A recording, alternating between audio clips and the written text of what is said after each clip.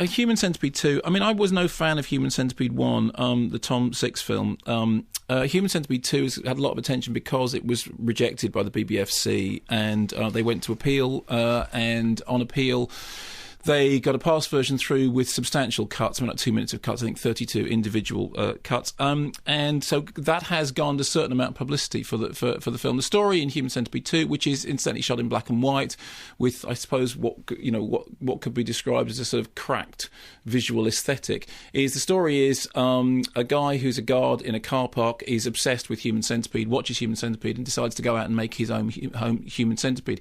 The problem with the first Human Centipede was that it couldn't decide whether it wanted to be a David Cronenberg body horror film or a Lloyd Kaufman sort of trauma movie, and so it just remind us what a trauma movie. Well, there's sort of like Surf Nazis Must Die, Piranha Women in the Avocado Jungle of Death. Oh, actually, that's not a trauma movie, but those kind of just junk heap movies, as opposed to a Cronenberg movie, which is an interesting film. The problem with this one is, if you were very generous, you could say, well, it's a satire on, in the way that Videodrome, the David Cronenberg film, said, what if what the censors say is true? What if what watching these kind of videos does actually physically change us? You could say that Human Centipede 2 is a satire on that.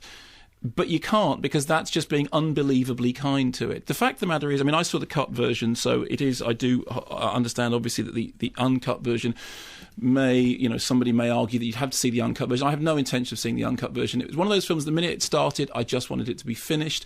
It had me longing for the glory days of Jörg Buttgereit and the shorts that he made before he made Necromantic, which actually, I think, in comparison, now suddenly stand up as strangely overlooked. Just remind me about Well, him. Jörg Buttgereit made Necromantic 2, Necromantic 3. These were considered at the time to be very outre sort of, nasties. But I honestly think, I mean, the funniest thing with Human Centipede, it's like one of those things, if you feel like you're going to be sick, and you when you are finally sick, you feel better at the end. Well, in the case of watching Human Centipede, which I thought I should be clear about this, I thought it was nasty, fetishised. I thought even in the cut version, I am very, very, very unhappy about its leering sadism.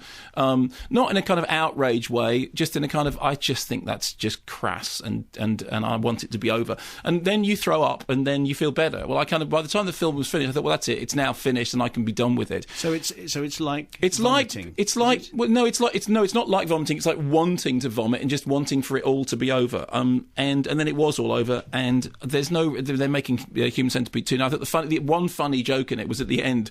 It says this film has been brought to you by Six Entertainment, which is clearly a new use of the word entertainment that I hadn't previously encountered. No, I thought it was foul and didn't like it at all. Why would someone? What's the audience for this? Well, I mean, I do know horror fans who find it, do think it is an interesting film. I mean, I had a conversation with Kim Newman who found things about it that he thought he preferred more than the first one. So, I mean, I understand other opinions are available. I'm quite happy for it to be out there. I just thought it was loathsome and stupid, and was, as I said, a little bit like wanting to vom. And then when it's finished, you think, that's fine. I don't want to go there again.